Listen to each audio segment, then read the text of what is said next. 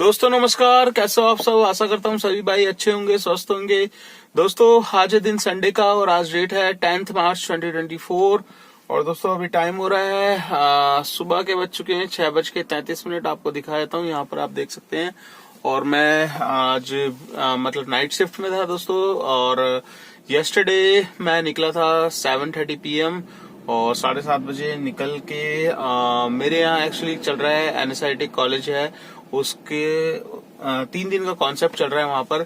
तो जिसमें पहले दिन मतलब काफी भीड़ थी यहाँ पर। 8:30 से लेके 9:30-10 बजे तक काफी अच्छा चार्ज मिल रहा था।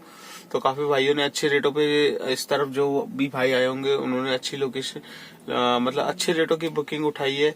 फर्स्ट डे सुनिधि चौहान आई थी, सेकंड परसों आया था किंग अपना रैपर, और उसके बाद कल आया था रफ्तार। तो यहाँ पर कॉन्सेप्ट चल रहा था NSIT में, तो जिसकी वजह से हाई डिमांड थी इस एरिया में। तो मैंने भी 1-2 राइड उठाई। मुझे पहले दिन मिल गई थी गुड़गांव साइड की, ऑफलाइन में मिल गई थी। मुश्किल से 24 किलोमीटर में मेरे को 700 रुपये मिल गए थे। तो इस ऐसे जब कॉन्सेप्ट लगते हैं तब डिमांड हाई हो जाती है, बट डिमांड के साथ एक नुकसान जरूर होता है क्योंकि पिकअप लेने में बड़ा टाइम लग जाता है। तो NSIT कॉलेज का रूट पूरा का पूरा द्वारका मोड़ से कनेक्ट है। तो द्वारका मोड़ से लेकर ककरोला तक वो भयंकर वाला जाम लगा हुआ था दोस्तों। तो ऐसे उसमें अब आपको करना क्या होता है, करना यही होता है दोस्तों, राइडर से रिक्वेस्ट करनी पड़ती है, भाई थोड़ा सा पैदल आओ और अपना भी टाइम बचाओ और हमारा भी बचाओ और जल्दी से मंजिल तक पहुंचाओ। तो कल मेरे पास भी ऐसी ट्रिप आ गई थी। मतलब पहली तो मैंने अपने घर के पास से ही ली और मनसाराम पार्क से ली मैंने सीधा Dwarka sector 12 city centre mall drop किया। उसके बाद मेरे पास एक बुकिंग आई वहीं से NSIT से कल्याण विहार की, अच्छे रेटों की बुकिंग थी, बट उसने राइडर ने देख लिया था टाइम बहुत लग रहा है, कैंसिल कर दी। दूसरी आई मेरे पास शेखसराय साइड की, तो शेखसराय वाली भी बंदा वहीं पे खड़ा हुआ था बट इस तरफ आने के लिए एग्री नहीं था, तो उसे भी कैंसिल करना पड़ा। थर्ड बुकिंग आई मेरे पास दक्षिणपुरी की। तो दक्षिणपुरी की मैंने बुकिंग ले ली और उनका खुद ही कॉल आ गया था राइडर का मेरे पास। तो वो कहने लगे थे भैया आप एक्चुअल में हो कहाँ पर। तो मैंने उनको बता दिया, मैंने कहा जी मैं अभी यहाँ पर हूँ इस्कॉन टेम्पल के पास में। तो कहते आप वहीं पे रुको, हम अपनी गाड़ी से मतलब आ रहे हैं और जिनको जाना है वो गाड़ी में ही है साथ में, तो आप वहीं से पिकअप हो जाएगा। मैंने कहा ये तो बहुत ईजी है मैम, तो आपका भी टाइम बच जाएगा मेरा भी। तो उनको लेकर मैं सीधा दक्षिणपुरी गया। दक्षिणपुरी से फिर मेरे पास राइड आ गई दिल्ली कैंट की रेलवे स्टेशन से फिर मेरे पास आ गई थी आपका सीधा मैदानगढ़ी की। तो मैदानगढ़ी ड्रॉप किया। मैदानगढ़ी के बाद फिर मेरे पास आ गई थी छोटी सी 2 किलोमीटर की साकेत की। साकेत ड्रॉप किया। साकेत के बाद फिर मेरे पास आ गई थी आपका साकेत के बाद मतलब काफी ट्रिपें तो दोस्तों करी है, छोटी छोटी करी है ट्रिप। मतलब बड़ी ट्रिप्स आज हाथ में नहीं लगी, बट एक राउंड गुड़गांव का जरूर मार कर आया हूँ। उसमें भी मतलब 20 किलोमीटर की राइड थी और तुरंत वापसी की भी लेकर आया। तो राइडें काफी करी हैं आज। और राइडें करने के बाद ही देखे, अब जब हम निकलते हैं ना तो हमें ये नहीं सोचना है कि हमें लंबी राइड के चक्कर में पड़ना है। कई बार दोस्तों बहुत भाई लंबी राइड्स के चक्कर में पड़ते हैं, जिसकी वजह से उनका मतलब वही चीज है कि 2 घंटे आप वेट कर रहे हो राइड का, ठीक है, 2 घंटे वेट कर रहे हो, 2 घंटे के बाद फिर आपको एक राइड मिल रही है। तो उसी 2 घंटे में अगर आप छोटी छोटी बुकिंग्स भी करोगे तो आपका वही अमाउंट उसमें मैच हो जाएगा। तो काफी भाई इस चक्कर में ना नुकसान भी कर लेते हैं और लंबी बुकिंग के चक्कर में 2-2, 3-3, 4-4 घंटे बैठ रहे। तो ऐसा मत करिए दोस्तों। देखिए कंपनी उबर में अगर बुकिंग्स आ रही है तो वो चाहेगा कि आप उसकी राइडें छोटी भी एक्सेप्ट करो, मीडियम भी एक्सेप्ट करो, लंबी भी एक्सेप्ट करो।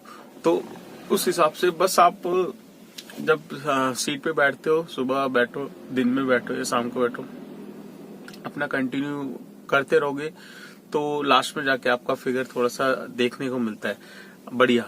और अगर आप लंबी के चक्कर में रहोगे तो लंबी के चक्कर में आप 8 घंटे बैठोगे, 8 घंटे में जिसमें 4 घंटे खाली बैठोगे, 4 घंटे आप काम करोगे, तो उसमें कोई फायदा नहीं होगा दोस्तों। तो ये फिर हैबिट बन जाती है और हैबिट ऐसी होती है कि फिर हमें मजबूरन हम छोटी छोटी बुकिंग छोड़ते रहते हैं।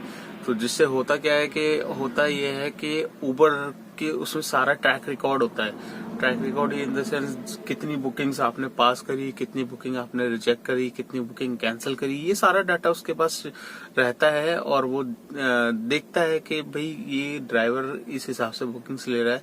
तो फिर अगर आप ज्यादा बुकिंग्स को छोड़ोगे तो आपका फिर नुकसान यही होगा कि बुकिंग्स का जो अपॉर्चुनिटी है वो देना थोड़ा सा कम ये कर देगा आपके साथ। तो ये दोस्तों प्रॉब्लम है उबर में। और देखिए हर कोई चाहता है कि आप उसके साथ काम करें तो दिल लगाकर करें और अच्छी मेहनत से करें, तभी आपको उसका फल मिलता है।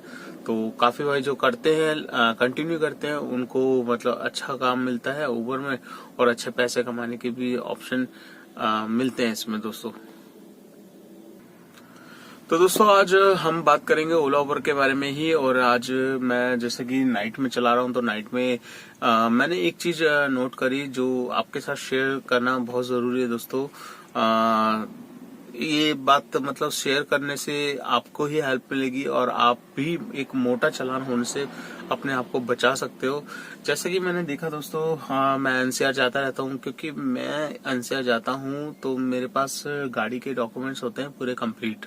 ठीक है, मेरे पास हरियाणा का स्टेट टैक्स भरा रहता है, काउंटर सिग्नेचर हो रखे होते हैं। और यूपी अगर जाता हूँ तो यूपी का काउंटर सिग्नेचर मेरे पास हो रखे होते हैं। तो दोस्तों मैंने नोटिस किया है नाइट में जो ड्राइवर होते हैं वो क्या करते हैं कि जिनकी टैक्स वगैरह भरा नहीं होता और वो बिना टैक्स भरे यूपी साइड निकल जाते हैं, गुड़गांव साइड निकल जाते हैं। तो ऐसा ही वाक्य मैंने आज देखा दोस्तों।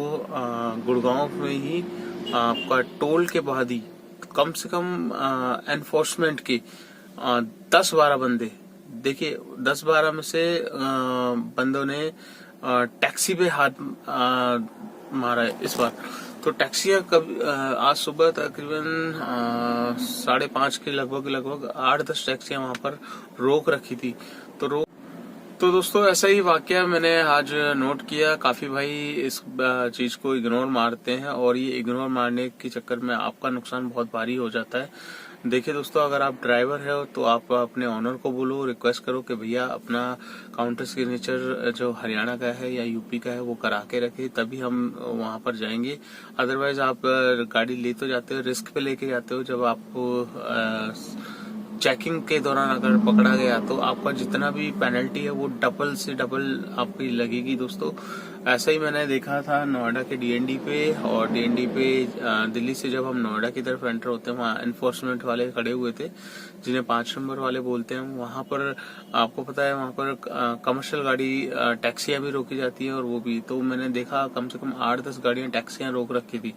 तो अब वो पकड़ में क्यों आए, क्योंकि देखिए ड्राइवर यही सोचता है कि हमें टोल सुबह सुबह क्या होता है कि कोई मिलता नहीं है, फटाफट हम ड्रॉप करके आ जाएंगे और अपना 100 रुपए बचा लेंगे। तो दोस्तों आपके 100 रुपए बचाने के चक्कर में आप ही का हो गया तगड़ा वाला नुकसान। तो इस चीज को थोड़ा सा ध्यान रखिए। अगर आपके अभी तक टैक्स नहीं भरा तो बिल्कुल ना है, चाहे अदर स्टेट में सिर्फ दिल्ली में गाड़ी चलाए। और अगर आप चाहते हो कि टोल टैक्स भी आपको मिले, स्टेट टैक्स भी मिले, तो अपना जो टैक्स है गवर्नमेंट को जो जाता है, हरियाणा का है या यूपी का है या एनसीआर है, तो उसको पूरा का पूरा भर के रखिए दोस्तों। नहीं भरोगे तो आपका मोटा चालान होगा। ठीक है, तो ये मैंने आज देखा, काफी गाड़ियां टैक्सियां रोक रखी थी एनफोर्समेंट वालों ने, 5 नंबर वालों ने। तो अब इनसे निपटना आपको पता है, ये सीधा आपकी परमिट जमा कर लेते हैं, लाइसेंस जमा कर लेते हैं या फिर आरसी रख लेते हैं। फिर आपको छुड़ाने के लिए एक मोटी रकम आपसे वसूल की जाती है। तो आपने चाहे एक दिन का टैक्स मतलब वो किया हो, उसका मतलब आपने भरा ना हो, या एक दिन के लिए आप चले गए हो, तो कहते हैं ना गलती तो गलती होती है। आप एक दिन का हो या कुछ भी होगा, जब से आपने नहीं भरा होगा तब तक की आपको पूरी की पूरी पेनल्टी यहाँ पर लगेगी। तो इस चीज को दोस्तों ध्यान में रखो। और अपना मतलब अगर आप जा रहे हो एनसीआर में तो टैक्स पूरा कंप्लीट होना चाहिए। देखिए दोस्तों, जो भाई समझदार हैं, जिनको लॉन्ग टाइम के लिए काम करना है, वो ऐसी गलती नहीं करते। तो फिर भी आपको मैं अपनी वीडियो के जरिए बता रहा हूँ कि भाई ऐसे ऐसे नाइट के टाइम में काफी ड्राइवर भाई रिस्क लेके चले जाते हैं, तो ऐसा रिस्क मत लीजिए। नाइट में बहुत ज्यादा चेकिंग रहती है। इस टाइम किसान आंदोलन चल रहा है, तो हर बॉर्डर पे हर स्टेट की पुलिस खड़ी हुई है। जस्ट लाइक आप आया नगर साइड में चले जाइए। आया नगर में जब आप गुरु द्रोणाचार्य से आप टोल की तरफ जब आते हैं, तो आपको पहली लेवल हरियाणा पुलिस का क्रॉस करना पड़ता है। ड्रिंक एंड ड्राइव चेक होती है, डॉक्यूमेंट चेक होते हैं, टैक्स चेक होता है, ठीक है। वहां पर आप छूटे तो आगे फिर दिल्ली पुलिस का लग जाता है। तो दिल्ली पुलिस के बाद फिर क्या होता है, थर्ड लेवल आ जाता है एनफोर्समेंट वालों का। दिल्ली ट्रैफिक जो परिवहन विभाग है वहां उनका आ जाता है। तो 3 लेवल होते हैं दोस्तों। अब एक से आप पीछे छूटोगे, दूसरे में फंस गए, या दो से निकल गए तो तीसरे में आ जाओगे लपेटे में। तो अपना मतलब वो ये पैसा देखिए बहुत मुश्किल से कमाया जाता है, बहुत मेहनत लगती है पैसा कमाने में, तो खर्च करने में बिल्कुल भी टाइम नहीं लगता। तो खर्च ऐसी चीज में करें जिसमें हमें बेनिफिट मिले और हम अपनी फैमिली के ऊपर करें, वो बेटर है। ऐसे नहीं कि एक दिन का हमने 100 रुपए का टैक्स नहीं भरा और उसकी जगह 10,000 का हमने फाइन भर दिया। तो दोस्तों इस चीज को ध्यान में रखो और ऐसी गलती बिल्कुल भी मत करो। और ज्यादा से ज्यादा इस वीडियो को शेयर करना, क्योंकि आप शेयर करोगे तभी और भाइयों के पास वीडियो जाएगी और उनके पास पहुंचेगी, तभी वो इस चीज को करने से रोकेंगे अपने आप को। वरना दोस्तों फिर पकड़े जाते तो बहुत मोटा चालान आपको फाइन लगेगा। तो आशा करता हूँ ये वीडियो आपको अच्छी लगी होगी। एक वीडियो अच्छी लगी तो एक लाइक एक शेयर जरूर करना। और आज का मैं काम आपके साथ शेयर कर देता हूँ। दोस्तों ज्यादा कुछ खास काम हुआ नहीं है, पर जितना भी होता है मैं दिखा देता हूँ। यहाँ पर आप देख सकते हैं 1845 रुपए का मेरा काम है, बट इसमें मेरी है ना 426 रुपए की कल की सुबह 4 बजे की अर्निंग थी, 4 बजे के बाद की। तो 426 हम इसमें से निकाल लेंगे तो 1400 रुपए आप मान के चलिए। 1400 ये है और 361 रुपए सुबह आज से 4 बजे के बाद से ये है। तो 1400 और प्लस 361 हो गए 1761, प्लस 200 रुपए मेरा एक हरियाणा का स्टेट टैक्स और एक एमसीडी मिला है। तो आपका हो गया 1700 और 200 1900। और अभी मैं एक ऑफलाइन बुकिंग लेकर आया हूँ, एयरपोर्ट पे मिल गई थी, टर्मिनल 1 से पालम छोड़ा था 200 रुपए में। तो टोटल काम हो गया दोस्तों 2100 रुपए का। तो 2100 रुपए का काम है, जिसमें मैंने सीएनजी आपका फिल करवाई थी 460 रुपए की, और उससे पहले मैंने 596 की कराई थी पूरी फिल। तो 596 और 460 आपकी कितनी हो गई, तकरीबन 1000 रुपए की सीएनजी। 1000 में मेरे पास जितनी पड़ी है 600 रुपए तक की अभी पड़ी है, 400 रुपए तक की मेरी खर्च हुई है। तो 2000 2200 का काम आप समझ लीजिए, 2200 तक का काम मेरा है। थोड़े बहुत ऊपर नीचे भी पैसे आ जाते हैं। तो 400 की सीएनजी हटा लेंगे, बचेंगे कितने 1800 में से 300 रुपए गाड़ी की maintenance, fitness, permit, insurance, tyre खिसरे, ये सब चीजें निकालेंगे तो बचेंगे 1500 रुपए। तो आज की नेट इनकम है दोस्तों 1500 रुपए की। इसमें मेरे को किसी को कुछ नहीं देना। हाँ, आपकी नई गाड़ी है तो गाड़ी की ईएमआई निकालनी पड़ेगी, या फिर ड्राइवर हायर किया हुआ तो ड्राइवर की सैलरी भी निकालनी पड़ेगी। उसके बाद आपकी नई नेट अर्निंग निकल के आएगी। तो आशा करता हूँ ये वीडियो आपको अच्छी लगी होगी, और वीडियो को ज्यादा से ज्यादा शेयर करना दोस्तों, और कोशिश करना जो मैं बात बताता हूँ उसको अमल करें, क्योंकि आपके फायदे की बात है। आप अगर अमल करोगे तो आपका ही नुकसान होने से बचेगा, नहीं करोगे तो दोस्तों फिर पकड़ में आओगे। तो फिर वो उनके साथ देखिए डील कैसे की जाती है वो हमें बताते, हम उनको नहीं बताते, तो हमें उनके इशारों पे नाचना पड़ेगा। तो ऐसे ही गलती बिल्कुल भी ना करें। मैं दोबारा रिपीट कर रहा हूँ, अगर आप नाइट में जाते हैं एनसीआर लोकेशन पे, नोएडा, गाजियाबाद या गुड़गांव, और टैक्स बिना भरे जा रहे हैं, तो दोस्तों सतर्क हो जाइए। चेकिंग बहुत तगड़ी हो रखी है और एनफोर्समेंट वाले कभी भी कहीं भी टकर जाते हैं। तो आज मैंने देखा तो मैंने आपको साथ शेयर करी है अपनी इन्फॉर्मेशन। तो चलिए दोस्तों, वीडियो लंबी हो रही है, इस वीडियो को यहीं पे एंड करता हूँ और आपसे मुलाकात करता हूँ नेक्स्ट व्लॉग में नेक्स्ट डे। तब तक के लिए बाय बाय।